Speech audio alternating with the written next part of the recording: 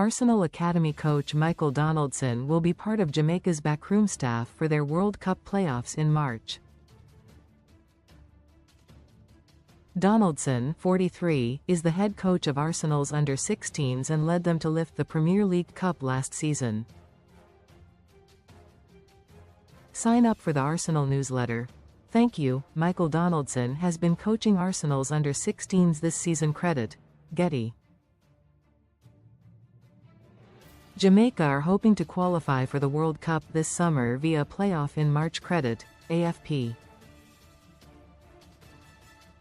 He has now been headhunted by Jamaica and will combine his role at the Gunners while working part-time with the Reggae Boyz. Rudolph Speid has been named interim head coach of Jamaica after Steve McClaren stepped down in November last year. The former England boss resigned after a 0-0 draw with Curacao saw the Reggae Boyz miss out on automatic qualification for this summer's World Cup. Jamaica can still qualify via the playoffs in March, with victories over New Caledonia and Congo DR enough to book them a spot at the World Cup. Read more. Donaldson will be part of the coaching team hoping to make that dream a reality, with Jamaica trying to reach only the second World Cup in their history. Game of throw-ins. Thomas Gronemark has worked with Liverpool and other top clubs. Given how much Arsenal love set pieces, it came as little surprise to learn they are working with throw-in guru Thomas Gronemark. Gronemark, 50, has built a glowing reputation for his throw-in coaching after working with Jurgen Klopp at Liverpool. Best free bets and betting sign-up offers. The Dane works on a freelance basis and he is currently consulting with Arsenal this season. Most read in football.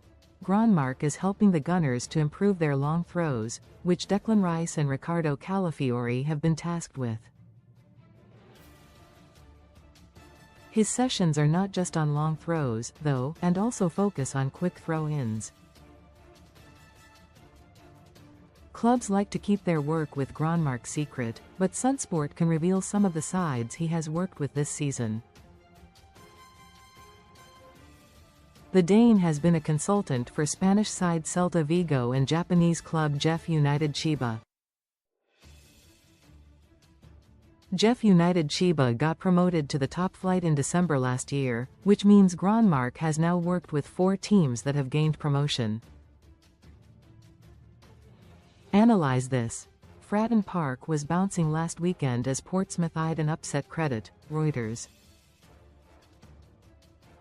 Arsenal were greeted by a fiery atmosphere at Fratton Park last weekend for their FA Cup third-round clash. And things got a bit heated in the south stand near the press box. That is where some of the Arsenal analysts were seated, which is often the case for away games.